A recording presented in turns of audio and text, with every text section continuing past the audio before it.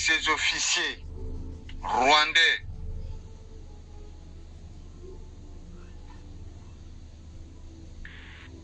Kasongo Félix Antoine Tshilombo Tshisekedi, l'homme à la moindre escarmouche.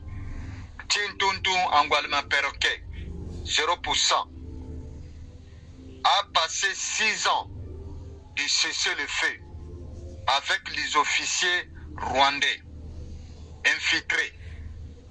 Aye Kosale Labino nomination, Balongoli Tiwewe, Christian Tiwewe, Oyazalaki chef état-major, Yarmé ya FARDC, Oyazali pasteur, Boye Bisangai Tiwewe, Naba nouveau entrant, Oye Bauchi Konome, Boye Bisanga Nzinzi Nini Obango Babeta Ki Masasi, Tomu Selekete Moko, Babeta Ki Masasi, Bomona Ki Baboke na Balabala, ton entité territoriale, ton localité, ton territoire na biso. Babotoli biso 6 territoires. Territoire ya Souka Ezalaki Walikali. Lelo territoire ya Luberu. Ezali na maboko ya bagresseur. Babotoli yango komi 7e territoire. Babotoli biso 150 localités. Oyo bomoni nomination oyo boyoki. Ezali ba brouillard. Ezali londende. Bazali koko sabino, bazali kolali sabino pongi. Nazali ko attirer attention na bino. Babotoli biso 7 territoires. 150 localités. Soi-disant généraux bauti ko nommé. Oyo balia ba fufu na pondu ya matamba na mbwa. Bakene ko récupérer bino 7 territoires, 150 localités. Bososola. Peuple congolais. Boye Bisa Nakasongo Félix Antoine Tshilombo Zoba Tintuntu Angwalma Perroquet 0%. Akenda Ati Kambo Kanabiso République démocratique du Congo Tolembi Akenda Azali Koya Kobatama Nasima ya article ya constitution article 217. Mes chers compatriotes, le problème du Congo, c'est Félix Antoine Tshilombo Zoba Kasongo. C'est lui le problème du Congo. C'est lui le malheur du peuple congolais. Asignaki accord ya lemera oyo babomaki Laurent Désiré Kabila oyo atekaki mboka akabaki ba territoire na ba localité na maboko ya AFDEL. Laurent Désiré Kabila alingaki amonaki katie mboka na bulu yeke. Aninga balukela batu oyo bamemaki ye batiaki na poste wana babomaki ye babetaki ye masasi. Il fait partie de Chrisat Ndawele. Oyo azali kosala sodomisation oyo babomaki okende. Bandeko bososola bofungola misu bakosa bino te. Accord de l'Emera na constitution na kati ya article 4 alinéa 1 na yango nde elukeli biso makambo aki la faute. Laurent Désiré Kabila atekaki mboka, akabaki mboka, azwaki l'arche de l'Alliance de la République démocratique du Congo, akabaki yango na mpiri ima. Oyo lelo ekoma EAC. Kasongo Félix Antoine Tshisekedi. Oyo azali tyran, oyo azali traître. Aye azali kosala continuité ya accord de l'Emera. Oyo elukeli biso ba problème oye memeli biso babotoli biso ba localité na ba territoire na ba entité territoriale.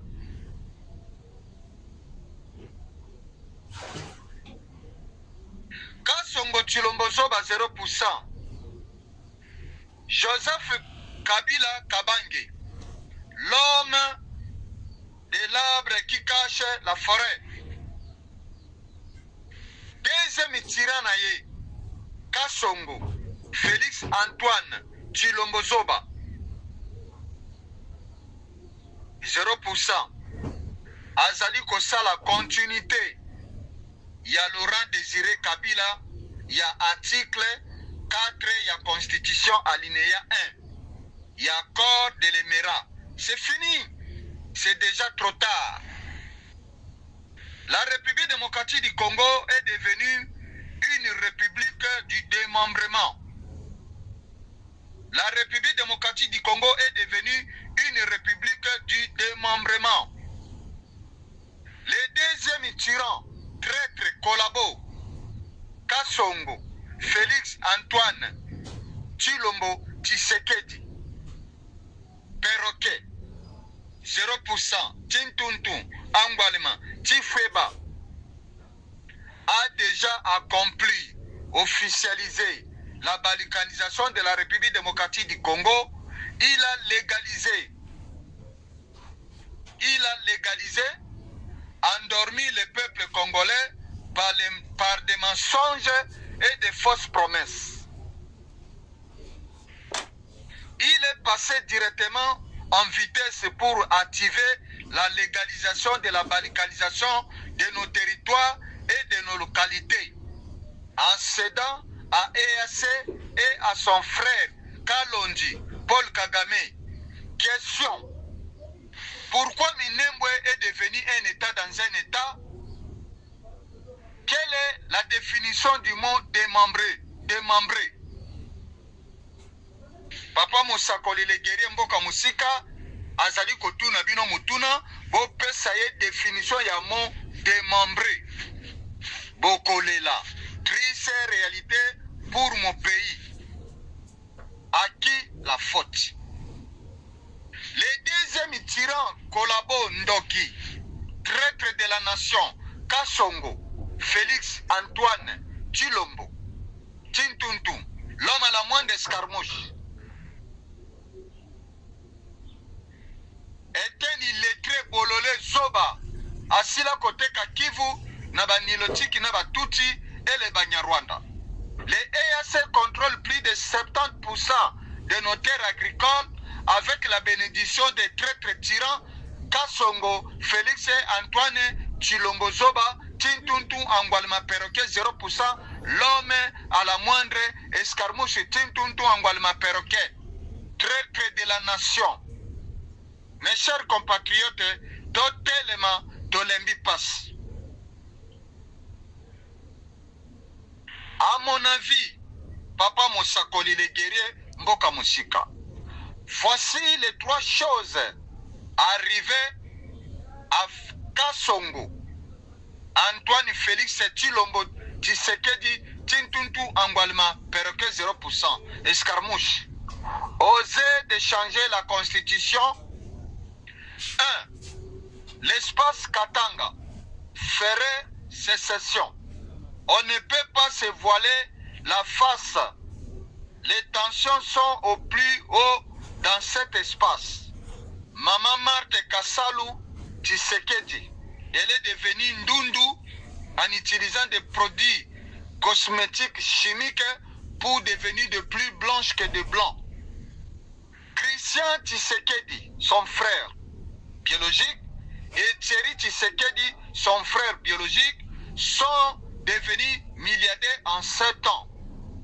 En s'accaparant la quasi-totalité des exploitations minières de Kolwezi et de Kolwezi à Lualaba. À côté, la famille Nyakero, la rwandophone, banya-rwandaise, Nyakero Nkana Louise Denise Tshisekedi, aussi se prend une grande part du gâteau. Les Katangais locaux se sentent lésés et attendent cette escarmouche Kasongo Félix Antoine Tshilombo Tshisekedi Tintuntu Angwalma Perroquet 0% pour s'autodéterminer. 2. Les terroristes du M23 de Kalonji, Paul Kagame sanguinaire et sa milice de FDLR déclarent les zones d'influence sous son contrôle comme un pays à part et une majeure partie de la population va adhérer à cette idée. L'Ouganda de Tshibwabwa, Yoweri Museveni et le Rwanda de Kalonji Paul Kagame seront les premiers pays à reconnaître Nouvelle République du Kivu. Ils ont déjà leur propre drapeau. Israël et la Chine suivront. Et dans 3 ans, ce sera un pays prospère avec sa monnaie, son passeport et Goma ou Kisangani comme capitale. 3. Les traîtres deuxième tyran Kasongo, Félix Antoine Tshilombo Tshisekedi Tintuntum Angwalma Perroquet 0% garderaient le contrôle de Kinshasa, mais même ceci n'est pas garanti. Des officiers pourraient permettre de tenter certaines manœuvres d'écartement. Si cela se faisait, alors la famille présidentielle repartirait en exil en Europe ou ailleurs, dans un paradis fiscal où sont cachées leurs fortunes. 4.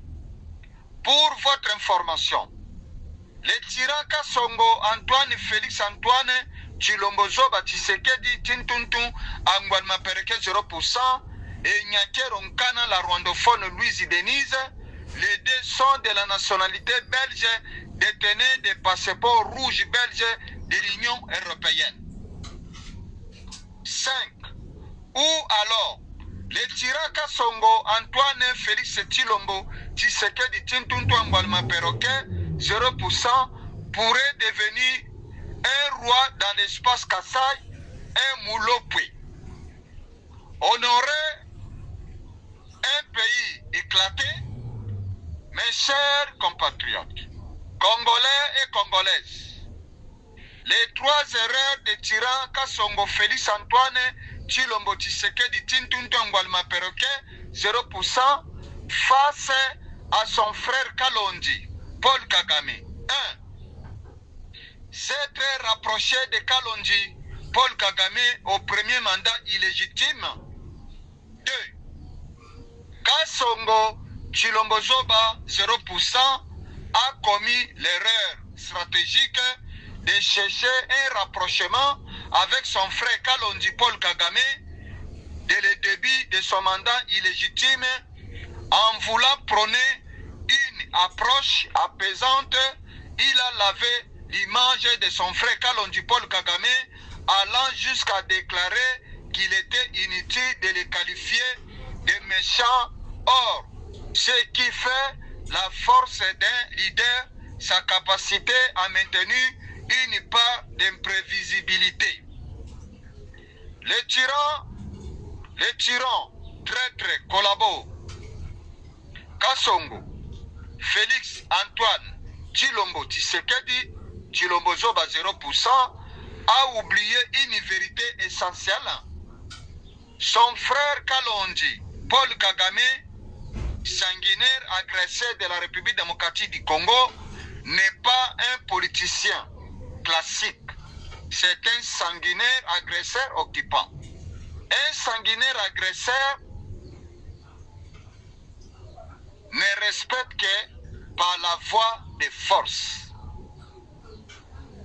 Des promesses des politiciens mal calculées. Aujourd'hui, où en sommes-nous? Ces paroles ont fragilisé la posture diplomatique de la République démocratique du Congo sans produire des faits concrets sur le terrain. Vouloir négocier, tirant Kassongo, Félix Antoine Tshilombo Zoba 0%, a affiché une volonté de négocier tout en admettant ouvertement le rôle central du Rwanda derrière les terroristes du M23. Pourtant, négocier avec Kigali et Kalonji, Paul Kagame sanguinaire agresseur, revient de facto à négocier avec les terroristes du M23 si ces derniers est vraiment derrière les terroristes du M23. La situation dans l'Est de la République démocratique du Congo ne laisse place à aucune ambiguïté. Aucune paix durable ne sera possible sans une victoire militaire. La diplomatie seule face à une telle réalité vouée à l'échec. Bandeko, Baboto Libiso, 7 territoires, 150 localités et Zana Maboko, il y a EAC. Territoire de Lubero est commis 7e territoire tombé après 6e territoire de Walikale. Tolobate à qui la faute. Bandeko nazali kobenga bino botelema. Humiliation oyo tokoki kotala yango boete. Nazali kosenga na bino bandeko bayimboka Tshilombo azali nde kosalela EAC. Azali na réponse à kopesa bino te. Azali incapable ya protéger intégrité territoriale ya mboka na biso. Bazali kobotola biso ba territoire na ba localité na miso ya ba gouverneur militaire ya état de siège. Uganda yewana ti agresseur ya mibale na kombo ya Chibwabwa Yoweri Museveni de l'Uganda, mwana na ye général mwana na ye so muyo bakoma na bango ba nilotiku wana asali déclaration alobi boy na 2025 awa le 2 février soki Kasongo Félix Antoine Tshilombo Tshisekedi alongoli ba mercenaire na ya mindele oya tie na kati ya ba gouverneur ya FARDC oyo baza na kati état de siège kuna oyo bazali elongo na ba milisi ya wazalendo soki ba mercenaire wana mindele ba bimite Uganda lobi bako tirer sonnette na bango pona tina te ba attaquer République démocratique du Congo. Mais bozali ko bosana ke agresseur Tshibwabwa Yoweri Museveni de l'Uganda asa botola Bunagana, asa kanga Ituri, asa botoli biso ba territoire na ba localité na kati ya province ya Nord Kivu, bozali Kidiba, Bunya, Beni, Butembo, bozali Kidiba. Tango ba terroriste ya M23 oyo basangani bango nyonso ba pays de l'Est oyo baza kobenga EAC, communauté d'état d'Afrique de l'Est oyo baza na corne d'Afrique, corne de l'Afrique de l'Est. Botala bamboka oyo eza na kati ya corne de l'Afrique de l'Est bokomona bakombo bobeta bino mo na Google, internet eko fungola bino miso, internet eko longola bino bapoti po bekaye kweya bomona makambo ya solo, ba vérité ya solo. Est-ce que vous avez vu ici comme Mike Kamera Zali, ancien gouverneur, ancien ambassadeur des États-Unis d'Amérique, ou Azakoli a pondo amatamba, na fufu, ou Azakola taliputa, oyo yena na rwandophone oyo ya Nyakero Nkana Louise Denise. Mike Kamera Azali na corne de l'Afrique de l'Est, et pas yaba tuti na banilotique. Yende Mutazali coordonnateur. Baza kozwa population oyo ya sika baza kotia bango na ba zone d'influence oyo lelo comme zone tampon. Boyoki traître, tyran, 3 hommes tyran. Oyo ba fabrikaki tyran ya mibale. Kasongo, Félix Antoine Tshilombo Zoba ba pesaki pouvoir le 30 décembre 2018. Na kombo ya Corneille Nanga, o azalaki président ya Seni. Bango batu ba fabrikaki ye, batiaki ye ona na ba corps politique secret. Oya corps ya Lemera, o eza na kati ya article 4 alinéa 1 na kati ya constitution na biso oyo ndenge bazwi yango EAC azwi article 4 alinéa 1 ya constitution na biso batiango na charte na bango ya EAC. C'est grave. C'est grave. Pourquoi Tshilombo Zoba Kasongo Tshilombo Zoba kombo na ye ya sika Kasongo, kombo ya Félix Antoine Tshilombo kombo na ye Kasongo oyo aza kolela ke mobali na ye Kalonji Paul Kagame sanguinaire azongela ye na ndako babongisa libala na bango kombo na ye ya sika Kasongo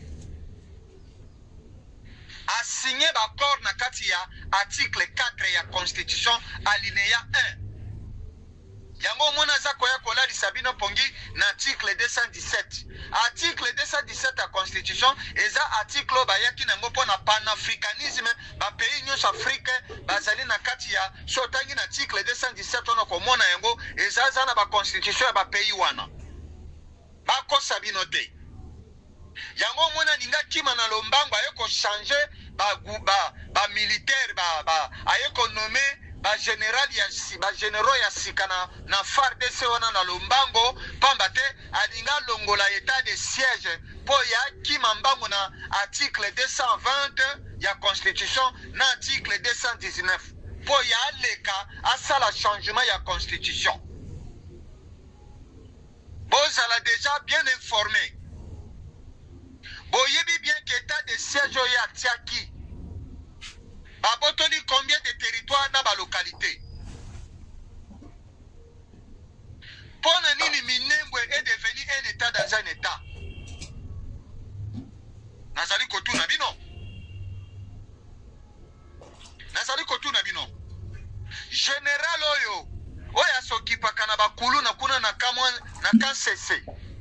Bisika balona kafeki ba masango na bango kuna basala kana ba mabaya batia menizeri kuna. Mais général Wanazali Rwandais. Est-ce que vous voyez bien? Général Wanazali Rwandais. Est-ce que vous voyez bien? Nazali Kotuna Bino. Bino bokanisi ba généraux ya uchi konome. Ndeba kene kobote la ba territoire na ba localité. Tiwewe azalaki wana. Eloko nini tiwewe asali? Christian tiwewe. Nazali Kotuna Bino. Tshilombo Zoba Kasongo Tshilombo Zoba azana réponse à kopé Sabino te azola di Sabino Pongi ayeko sale la bino nomination ba généraux Pongi aba bébé bayimboka nazali kobenga bino na kati ya résistance patriotique pro Congo ngai papa Musakoli le guerrier mboka musika bobi manakati na distraction ya Kasongo Antoine Félix Tshisekedi bobi mana distraction boyo quand même pas makama ba nomination wana boboka ngo na poubelle oya uto nommer ba généraux boboka ngo na poubelle bino moko bozwa conscience. On ne libère pas un peuple se libère seul. La rue c'est pour le peuple. Ceux qui bolandi nzela ya balabala te ya kosala révolution na nzela ya résistance patriotique pro Congo te bokotika la ba esclave nzela o etikali na biso kombo nango ezali révolution patriotique pro Congo. Nazali kobenga bino nyonso ba congolais na ba congolaise mwasi mobali mwana nkoko telema boya na nzela ya résistance patriotique pro Congo to telema to bengana Kasongo Félix Antoine Tshilombo Tshisekedi oya azali deuxième tyran oya sali ba corps ya lemera asigné alandi azali kosala continuité ya Laurent Désiré Kabila bango bato bamemeli biso malere oyo na mboka tango AFDEL ekotaki bomonaki bilongi ya banilotiki na batuti babotolaki biso bainstitution batiaki maloneti na bango ya Laurent Désiré Kabila batiaki ye liboso me tango bakotaki bomonaki bilongi wana babizimankara ba James Kabarebe ba Zares Ruberwa ba Muzira ba Edi Gilles Ngarabe Muzira grand frère ya Sama Lukonde Tuti oyo azali président ya Sénat bazalaki wana azalelo secrétaire général ya mutualité Asibele Isoko Tuti oyo ba fabriquer bino balobi ke botika batuti congolais babunda bakufa po na drapeau chilombozo ba mutaloba na bino baye kotiela bino baye kopesa ye porte parole privé na ye na komo ya Tina Salama oyo azali tuti bakosa azali mutamanyema ya Bukavu. Tozali bien informé. Janine Mabunda azaki présidente Assemblée nationale elle fait partie ya mutualité Asibele Isoko Tuti oyo bakosa bino babambie balobi aza mutu ya Équateur. Janine Mabunda c'est une Rwandaise Tuti banya Rwandaise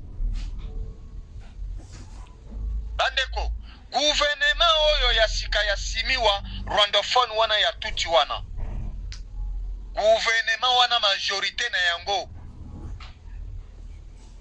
60% batuti na banilotike nde bazo contrôler l'institution na biso kobana na Judith Simiwa botu na Judith Simiwa province to localité to entité territoriale ya papa na yena mama na yena Congo boye bisangai ezala ministre affaires étrangères ezala ministre ya droits humains ezala Alexis Gisaro bazali ebele wana na kati ya gouvernement wana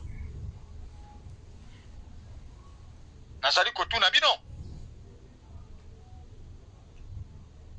tosali ba élection combien na mboka oyo babotoli biso oyo ezali balkanisé tolanda 30e année ya colonisation ya balkanisation oyo babotoli biso baentité territoriale nyonso eza na maboko na bango gouvernement na biso na FARDC armée nationale na biso bato bazo contrôler yango ezali banilotiki na batuti ba généraux ba lieutenant ba colonel ba major bango na bango ti lelo infiltration ezali tina kati ya mikuwa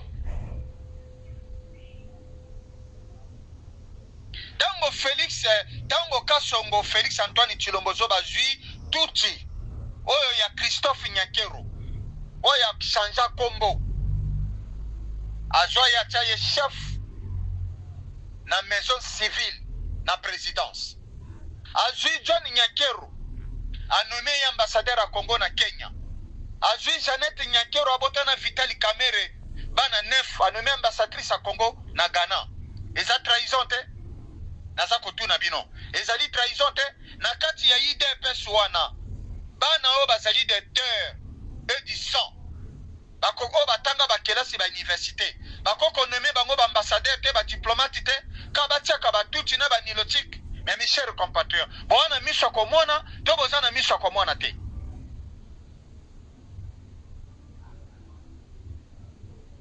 oyo nazalaki nango kolobela bino na suki wana napesi bino merci soki bolingi kotelema te bozwa baresponsabilité na bino mboka ezali na kati ya balikanisation mboka basi babotoli biso balokalité onia sa alobi yango polele atie video na ye nde babotoli balokalité na baterritoire boni baloba na bino nini toloba te boko continue toujours kosala ka ba matinée politique basi babotoli balokalité na baterritoire bino bozo continue toujours kosala ba manifestation na balabala